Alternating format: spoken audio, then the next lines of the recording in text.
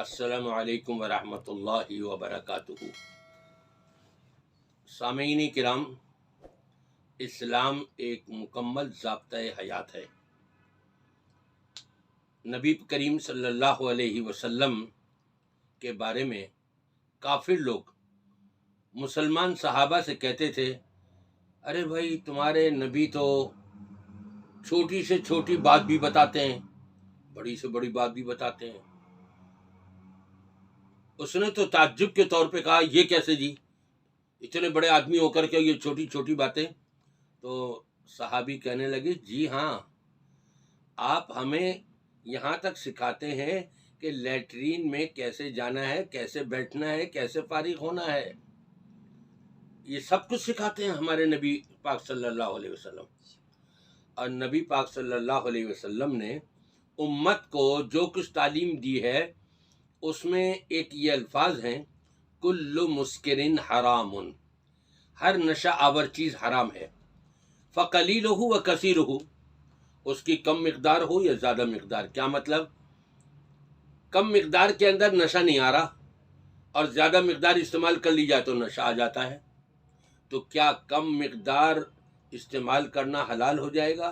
نہیں، بلکہ وہ بھی حرام ہے۔ ایک وہ شخص کہ جس نے کبھی پوری زندگی میں سگریٹ نہ پی ہو، اس کو 2-3 سگریٹیں ذرا پلا کر کے دیکھ لیں، اس کا مائنڈ کیسے گھومے گا، چکر آئیں گے اور نشہ پیدا ہوگا، اس کو چکرا جائے گا دماغ، وہ اپنے ہوش و حواس میں نہیں رہے گا۔ اسی طرح ایک وہ شخص کہ جس نے کبھی زندگی میں تمباکو نہ استعمال کیا ہو، پان میں اس کو تمباکو ڈال کر کے دیکھیں، آپ دیکھیں ذرا کہ کیا حشر ہوتا ہے اس کا، کیسے چکر آتے ہیں اس کو۔ لیکن آج کا مولوی، آج کا اپنے آپ کو اللہ کا ولی کہلانے والا اور سمجھنے والا، آپ سنیں دیکھیں کیا کہہ رہے ہیں۔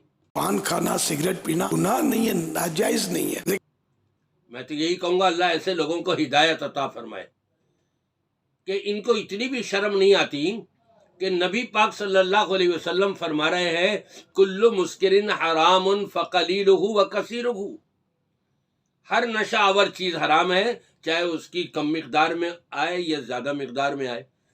ایک شخص شرابی ہے اور بڑا پرانا عادی ہے، وہ بوتل کی بوتل پوری بھری ہوئی پی جاتا ہے، اگر اس کو ایک گھونٹ پلا دیا جائے اس کو تو نشہ آئے گا نہیں، تو کیا یہ حلال ہو جائے گا؟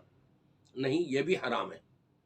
دیکھیں آج کے مولوی صاحب کیسے کہہ رہے ہیں کہ جی سگریٹ پینا حرام نہیں ہے، ناجائز نہیں ہے، آپ خود سن لیجئے۔ اب ایسے مولویوں کا کیا کیا جائے کہ جو حدیثیں تو پڑھتے نہیں ہیں، قرآن تو پڑھتے نہیں ہیں، جن کے پاس صرف قصے کہانیاں ہیں اور پیروں اور بزرگوں کی اقوال ہیں۔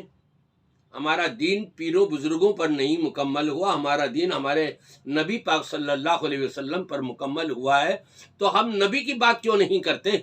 ہم قرآن کی بات کیوں نہیں کرتے؟ جو قرآن میں اللہ نے فرمایا ہے، جو نبی نے احادیث کے اندر تعلیمات دی ہیں، اس کی باتیں کیوں نہیں کرتے ہم؟